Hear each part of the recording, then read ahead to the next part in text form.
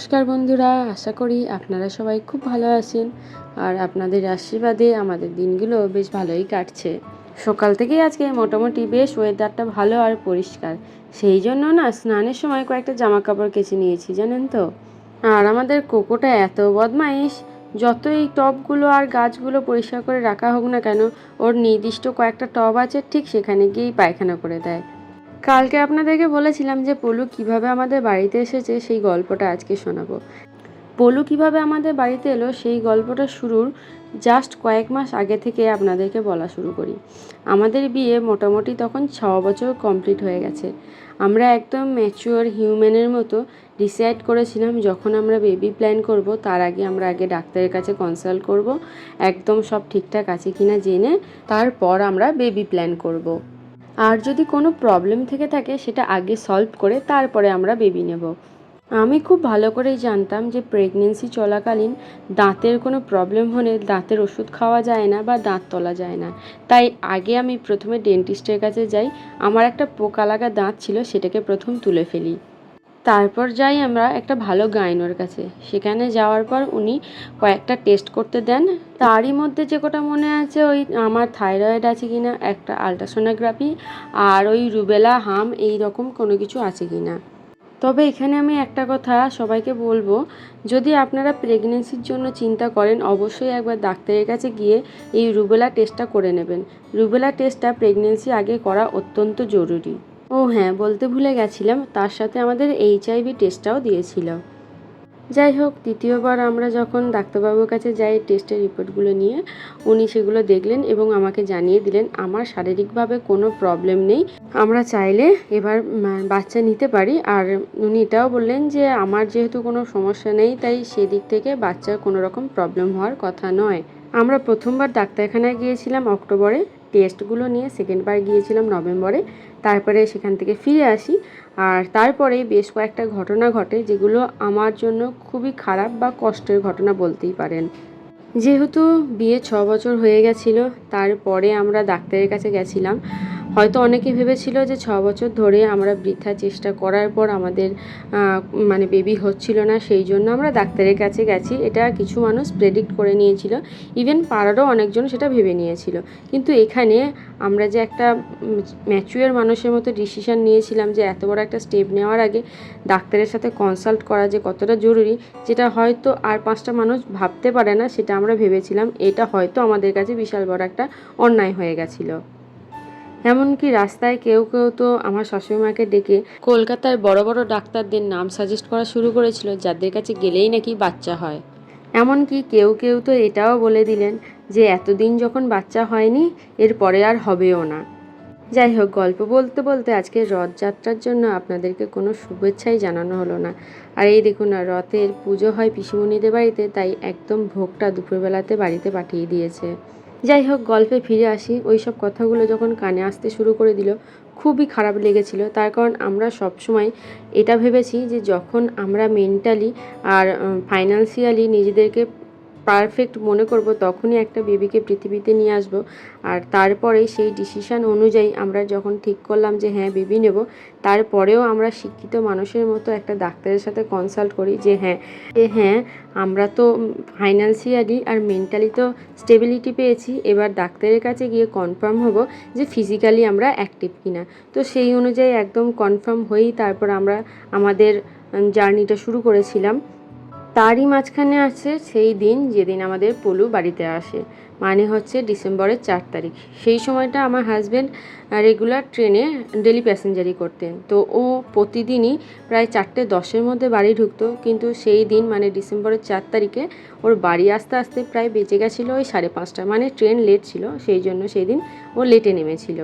তো যখন স্টেশন থেকে বেরোচ্ছে, সেই সময় স্টেশনের কাছে ফুটপাতে একটা কুকুরের বাচ্চা, একদম ছোট, যার চোখ ফোটেনি, সেই বাচ্চাকেও ফেলে দিয়ে চলে গেছিলো। সেই দিন আবার সারাদিন নিম্নচাপ থাকার জন্য ঝিমঝিম করে বৃষ্টিও হয়েছিল, যার জন্য বাচ্চাটা সারা দিন ভিজেছে আর খুবই কান্নাকাটি করছিল। সেরকম তো না, ওই কুঁই কুঁই আর কি। আমরা বরাবরই কুকুর ভীষণ ভালোবাসি। ওই বাচ্চাটাকে দেখে সুমন আর থাকতে পারেনি। ওকে তুলে পরিষ্কার পরিচ্ছন্ন করে একটু দুধ খাওয়ানোর চেষ্টা করেছিল, কিন্তু হচ্ছিল না দেখে ওখানকার কিছু মানুষের দায়িত্বে রেখে দিয়ে ও জাস্ট বাড়ির কাছে চলেই এসেছিল। তারপর ওর কি মন হলো, ও না নিজেকে আটকাতে পারেনি আর ওকে ওইভাবে অন্যজনের দায়িত্বে ঠিক রেখে আসতেও নিশ্চিন্ত বোধ করেনি। তাই আবার ফিরে গেছিলো, ফিরে গিয়ে ওকে নিয়ে আমাদের বাড়িতে এসেছিল। তখন পলু এতটাই ছোট, ফিডিং বোতলে ওকে দুধ খাওয়াতে হতো আর একটা বাক্সতে তুলো দিয়ে বাল্ব জ্বালিয়ে ওকে রাখতে হতো। যাই হোক, তারপর তো আস্তে আস্তে ওকে বড় করতে থাকলাম। তারপরে এলো 25শে ডিসেম্বর। সেই দিন আমরা অনেকটা দূর বোলপুরে পৌষ মেলা দেখতে গেছিলাম বাইকে করে। 25শে ডিসেম্বর ছিল আমার আবার পিরিয়ডসের দিন, তাই আগে থেকেই ব্যাগে করে আমি স্যানিটারি ন্যাপকিন নিয়েই বেরিয়েছিলাম। যদি কোনো প্রবলেম হয় বাথরুমে গিয়ে আমি আমার ব্যবস্থা নিয়ে নেব। কিন্তু যাই হোক, সেই দিন আর আমার কিছু হয়নি। তারপরে 2 দিন আমার ডেট মিস হয়ে যায়। তারপরে আমি ওই 27 বা 28 তারিখ করে আমি টেস্ট করি। টেস্ট করে জানতে পারি যে হ্যাঁ, আমাদের বাড়িতে একটা ছোট্ট ছানা আসছে আর আমার পাখু আমার কোলে আসছে। কিন্তু জানেন তো, অদ্ভুতভাবে একটা ঘটনা ঘটে। আমার ঠিক টেস্ট করার কিছুদিন আগে, মানে আমি তখনও পর্যন্ত জানতাম না যে পাকুম হবে। একদিন রাতেবেলা আমি স্বপ্ন দেখছি যে আমাদের স্টেশনের কাছে একটা হনুমান মন্দিরের ওখানে, যেখানে পলুকে পেয়েছে, সেই মন্দিরে যখন পলুকে আমি কোলে করে নিয়েছি, চ তোকে আমাদের সাথে রাখবো এটা বলে, তখন পলু আমাকে তাকিয়ে বলল আমি একা যাব না, ওই যে ওই হনুমান মন্দিরের ওখানে দেখো আরও একজন আছে, ওকে নিয়ে চলো, ওর সাথে আমি খেলা করব, ওই আমার সঙ্গী হবে। তখন আমি হনুমানজির মন্দির থেকে একজনকে কোলে করে নিয়ে সাথে পলুকে নিয়ে বাড়ি আসি। আর তার কিছুদিন পরেই আমি জানতে পারি আমার পাকুম হবে। অদ্ভুত ব্যাপার যে নভেম্বরের 26 তারিখে আমি ডাক্তারবাবুর কাছে গিয়েছিলাম আমার রিপোর্টগুলো নিয়ে। উনি দেখে একদম ঠিকঠাক আছে এটাই বলেছিলেন। তারপরে ডিসেম্বরের 4 তারিখে আমাদের পলু আসে, আর ডিসেম্বরের 27 বা 28 তারিখে আমি এটা জানতে পারি যে আমাদের ঘরে পাকুম আসছে। অদ্ভুত ব্যাপার কি জানেন তো, 6 বছরের বিবাহিত জীবনে আমরা কোনোদিনও বেবির জন্য চেষ্টাই করিনি, অথচ কিছু মানুষ প্রেডিক্ট করে নিল যে আমাদের হবে না। যেখানে আমরা চেষ্টাই করিনি সেখানে কি করে আমরাই বা বলি যে আমাদের হবে না। আরও অদ্ভুত ব্যাপার কি জানেন তো, আমার যখন ওই 7 মাস চলছিল তখন হঠাৎ করে একজন আমাদের বাড়িতে এসেছিল, আমাদের খুবই পরিচিত, যে আমার শাশুড়ি মাকে জিজ্ঞাসা করেছিল, আচ্ছা তোমার বৌমার তো এত বছর বাচ্চা হচ্ছিল না, তা কোন ডাক্তার দেখিয়ে হলো, আমার একজন খুব আত্মীয় আছে, তাকে সেই ডাক্তারখানায় নিয়ে যাব। ভাবতে পারছেন মানুষ কত দূর পর্যন্ত ভাবতে পারে। তারা ধরেই নিয়েছে আমরা ডাক্তার দেখিয়েছি বলে আমাদের বাচ্চা হয়েছে, না হলে হতো না। আসলে আমাদের অন্যায়টি কি জানেন তো, যে আমরা সুস্থভাবে একটা সুস্থ বাচ্চা পৃথিবীতে আনতে চেয়েছি, তাই ডাক্তারখানায় গিয়েছি। সেই সময় এত রাগ আর খারাপ লেগেছিল, মনে হয়েছিল রিপোর্ট কোটা নিয়ে গিয়ে তার মুখে ছুঁড়ে মারি, দেখুক যে আদৌ আমার প্রবলেম ছিল নাকি আমাদের নিজেদের ইচ্ছাতেই আমরা এত দেরি করছিলাম। সবথেকে মজার ব্যাপার, মানুষ তো সত্যি মিথ্যাটা যাচাই করতেই চায় না, নিজেদের মতো একটা মন গড়া গল্প বানায়, শুধু বানিয়েই ক্ষান্ত থাকে না, আরও 10 জনকে সেই একই গল্প শুনিয়েও বেড়ায়। তবে হ্যাঁ, অনেক ভেবেচিন্তেই ভগবান আমাদের জীবনে পলুকে পাঠিয়েছিল। অ্যাকচুয়ালি আমাদের জীবনে নয়, কোকোর জীবনে। পাকুমটা হওয়ার পর কোকোকে আর সেইভাবে সময় দিয়ে উঠতে পারি না। সারা দিন আমরা পাকুমকে নিয়ে ব্যস্ত থাকি, আর আমাদের কোকোটার জীবনে যদি পলু না আসতো, আমাদের কোকোটা পুরো একা হয়ে যেত। 2 ভাই একদম হরিহর আত্মা, একজন আরেকজনকে না দেখে একদমই থাকতে পারে না। আপনারা আশীর্বাদ করবেন আমার এই 3 সন্তান যেন খুব ভালো থাকুক আর সুস্থ থাকুক।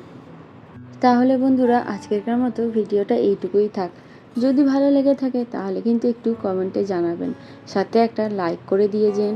আর আমাদের চ্যানেলে প্রথম এসে থাকলে আমাদের চ্যানেলটা সাবস্ক্রাইব করে আমাদের পাশে থাকার একান্ত অনুরোধ রইল। টাটা।